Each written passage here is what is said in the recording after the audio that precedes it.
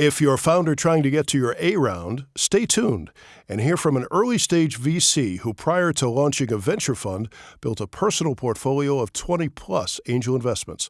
She says the current market needs more A-round investors, which is where the Astia Fund is focused, and she's here to tell you how to find them.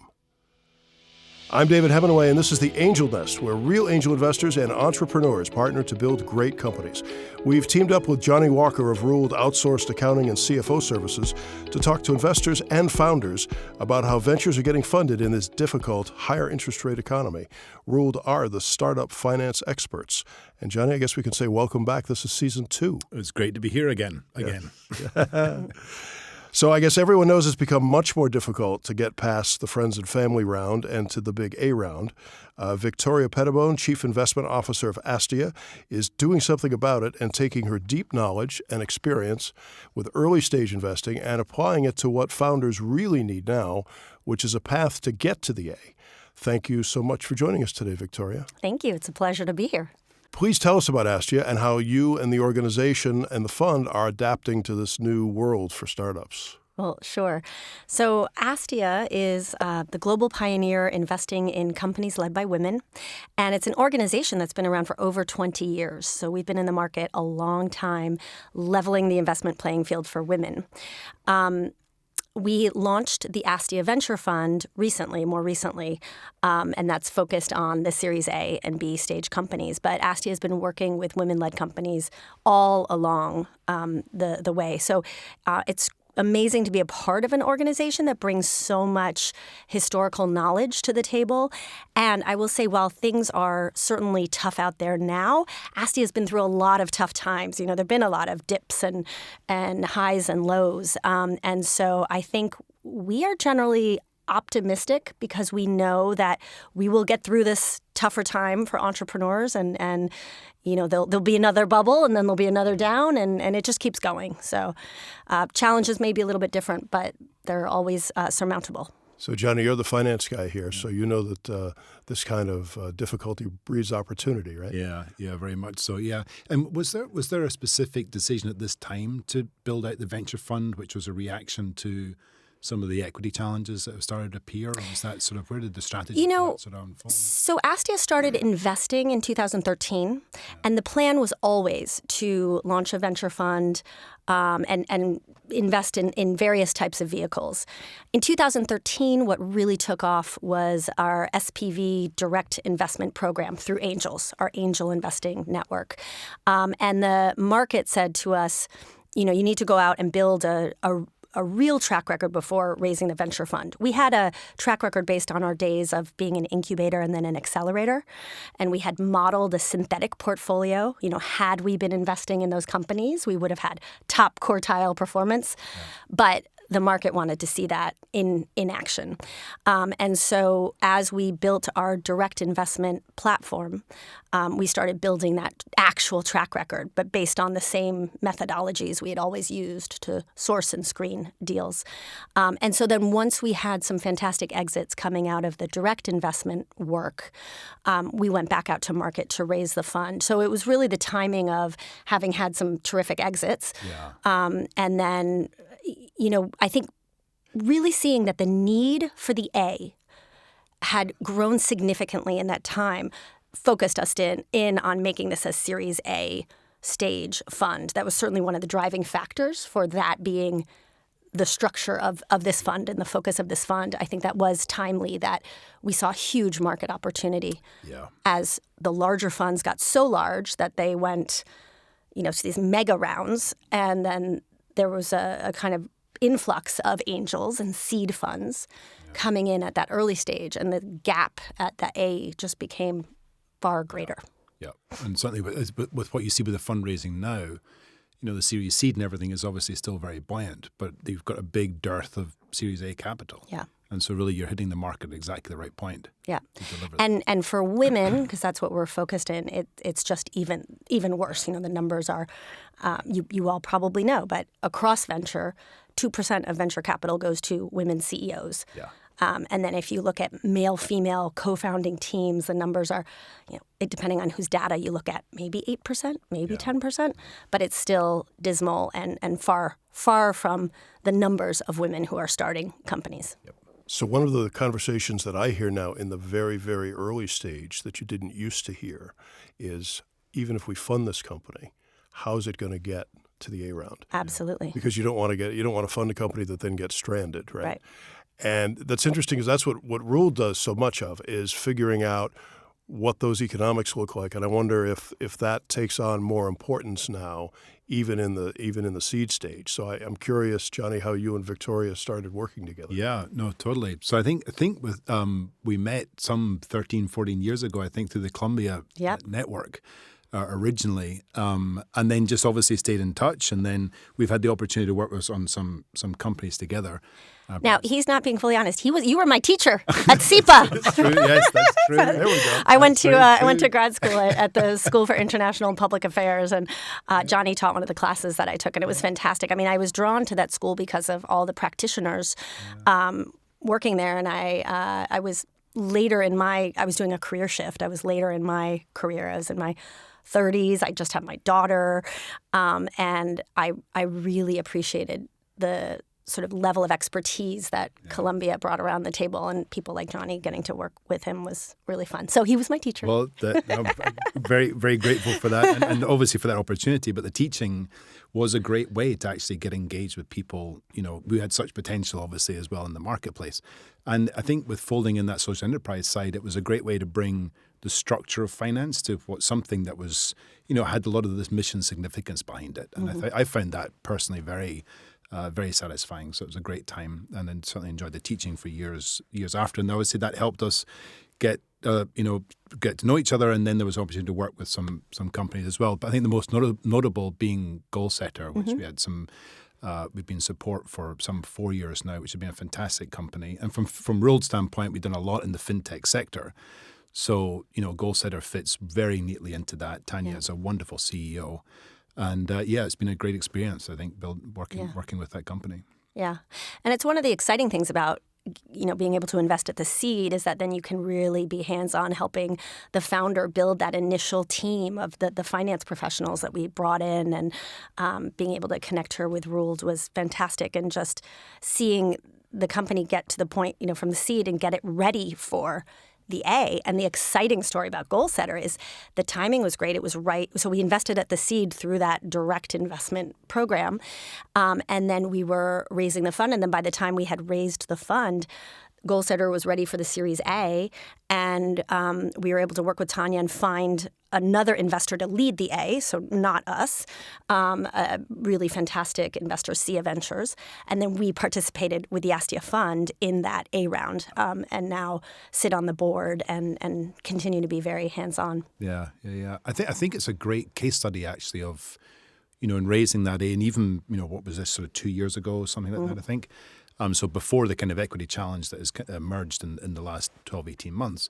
But so much of it was about showing that traction in the business, showing the potential that it had, and the path to profitability, which, that's all the focus right now in terms of anything that's Series C. Like, how do you actually show that there is traction in the way that they're acquiring the customers, the way they're pulling them through the sales process, so you can see that connection to the revenue, and that there's a profitability component there that they can rely upon. Yeah. So that new set of investors can come in and say, if we dump capital in here, it's going to reliably grow the business.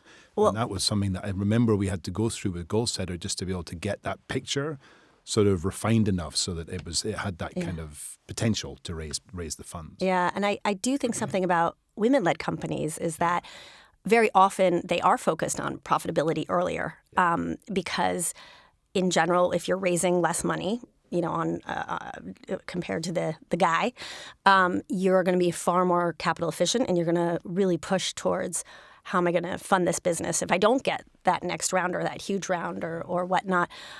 So I think it's true that across the board, companies are having that conversation more about profitability. But I think always women-led companies have had that awareness. But that is the kind of work that happens at that seed to A of, being able to tell that story really clearly. So, Victoria, what kind of advice are you giving your founders about how to effectively raise money now in this new paradigm? You know, I'm actually always careful not to go too much to the side of conserve, because again, the group of entrepreneurs we're working with tend to already be, running fairly lean. And I've actually been in the boardroom of some of the companies in our portfolio where I've actually had to be the voice that says, wait a minute, now is actually not the time to just cut for the sake of cutting. I know the rest of your portfolio is cutting and you're telling them to cut, spend, extend runway, hold off to the next round. But right now is an opportunity for growth, and we don't want to cut for the sake of cutting. If we're already running lean, this actually may be the time to double down on sales or double down on what it is so that you can get ahead of the competition who may have raised at huge valuations, may be struggling, may be imploding. Now's the time for these lean companies to really take advantage and have that growth that happens in these tough times. So I'm not saying across the board cut and extend. That being said, I think many of our companies are hoping to push off the next round because I think we do see things looking better, later this year and next year and the like. And so where it's possible to push off that next round, great. It's almost a case of really focusing on where to spend, so that there's definitely the capital is limited, but you have to learn the efficiency. You have to get the organization very lean in terms of most of the overhead or whatever, and you get to a point where you really have established an understanding of what capital being spent in a certain area will actually do for the company. Yeah. And so then there's that, the encouragement and the willingness to actually invest once everybody's around the table saying, yeah, this is the right thing to do. Yeah. And don't be feared to actually worried or scared to spend it when everything lines up that this is what you should do. Yeah. I'm going to say, if you're an early stage investor who is not recommending that companies cut their budgets, you're going to have a lot of founders lining up at your door. Yeah. Well, within reason. But I think it's just the advice, cut for the sake of cutting. I just balance it, right? Because some of these companies have already cut as much, have never had the bloated budgets. And you're absolutely right. With everybody cutting back, that's a huge opportunity to try to grab market share. Right, exactly. I think at the seed stage, you really want to look at, when you're raising money, you want to look at the investors and see if they're going to be able to follow on. There are some seed funds that only do one round and that's it. There are some angels who don't tend to follow on or don't have the capacity to.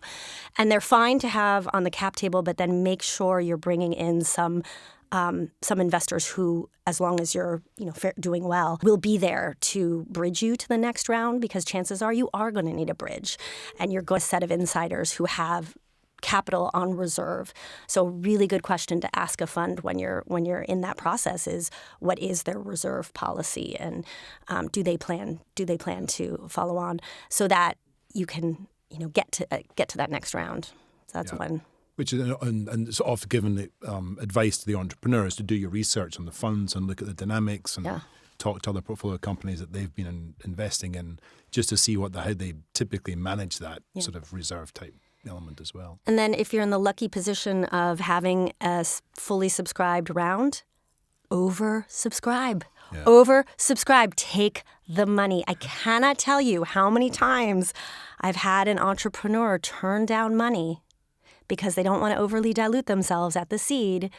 And then a year later, they are scrambling because they haven't hit the metrics that they need to raise that next round. And they should have taken that money when it was there at the table. So take it.